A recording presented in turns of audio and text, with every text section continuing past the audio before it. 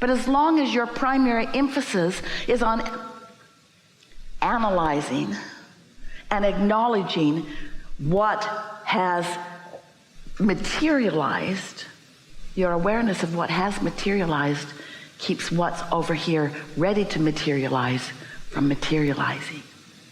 Does that make sense? My bank account doesn't have enough money in it, but your vibrational currency is enormous. But as you look at your bank account and feel uncomfortable with what it is, that discomfort is your indicator that you're not letting your vibrational currency in. So you can't get the impulse. You can't feel about you the way that your inner being does when you are focusing upon what you think is instead of what we know is. It's such a thin veil or line, or whatever you want to call it, distinction between what is available to you and what you are letting become in your bank account or whatever the subject of your creation is. It's just the difference between you adjusting your mood or attitude or expectation just a little bit. So you've been hearing for a long time, maybe your whole life, about the value of being positive rather than negative, the value of having positive expectation, the value of looking in the direction of what you want, that it feels so much better to feel good than it does to not feel good. And yet you train yourself all day, every day as sort of realists. You train yourself as realists.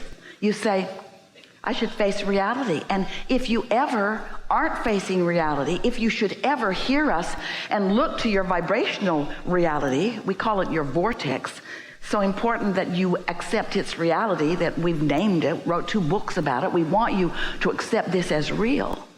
But as you maybe try to do that, and others around you who don't understand that they are vibrational creators, or that you are either, who don't understand about the vibrational realm, who don't get it, that all things come from thought, and thought is about vibration, and with enough momentum and alignment of thought, then those thoughts turn to things, that's how creation happens. So those that don't yet know that watch you in your dreaming, or in your imagining, or in your being positive for no good reason. And they say, you need to get real. You need to be realists. You need to face reality. Well, don't psychoanalyze that, and don't explain it, and don't try to justify it.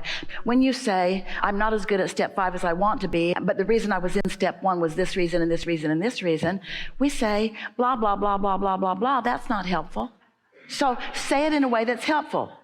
I like to determine. I like to be aware of whether I'm in a step 5 or a step 1 moment, and both are okay. I just prefer step 5. But hear the difference. When you're in a step 5 moment, that means you're already tuned in, tapped in, turned on, because you practiced the receiving mode in step 3 and step 4. Now you've got the momentum going. So you're tuned in, tapped in, turned on. And now what you're receiving is the perspective that your inner being is having about the very contrast that you are now witnessing. And your inner being, first of all, adores the contrast. Next of all, realizes the value of it. There's no resistance then. It feels good. This is how contrast feels good. Can you imagine you're a painter and you've got your palette of paint and they're all lined up on the palette, and here's your canvas over here, and there's all this variety, and you say, oh, no, no, no, no, no. I do not want all this contrast. I choose one color. Well, what a limiting painting that's going to be. That's not going to be a satisfying painting at all. Contrast is variety. Resistance is something else altogether. And step 1 moments often are those resistant moments where you make some of the contrast unwanted and push against it.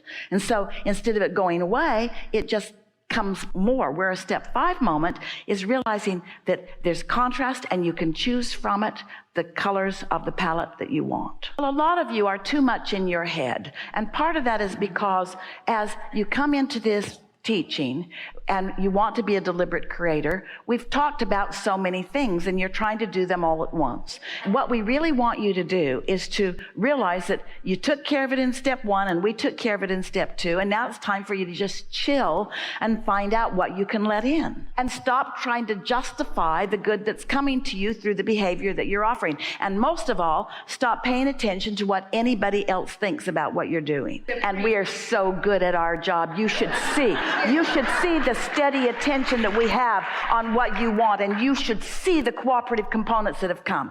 There's enough in there to keep you happily, joyfully unfolding for 20 or 30 lifetimes. We can't convince you that you deserve being happy. You've got to show yourself that you can be, and then just be it in the next segment and be it in the next. Esther discovered that she could not just be happy, she could be joyful in her closet getting ready. And then she discovered that she could be joyful in her editing of the recording for the Twice Monthly. And then she discovered that she could be joyful in her gathering her clothing and taking it to the dry cleaners. And then she discovered that she could be joyful in putting fuel in the car and getting it gassed up. She discovered that there's not joyful things to do and not joyful things to do. There's just under the influence of joy, and therefore what I'm doing is joyful, or not under the influence of joy, and therefore what I'm doing sucks. There are people on vacation at the swimming pool fighting with each other. You just got to play with it until nothing else will do. You've just got to have enough joyful moments. One of the early things that would come up in gatherings like this, people would say, as we would encourage them to meditate and allow their vibration to rise, we would say the thing that you're most going to notice is your sensitivity to your alignment is going to be keener, which means when you're in alignment, it's going to be sweet, but when you're not going to like it so much. It makes you more sensitive to what you're doing vibrationally. This sensitivity at first might be a little uncomfortable, but once you calibrate it, once you notice thought and feeling, and you get better at directing your thought, and what you discover that the better at directing the thought is not directing the thought, it's putting yourself in a position where you can receive the thought. It's a big distinction.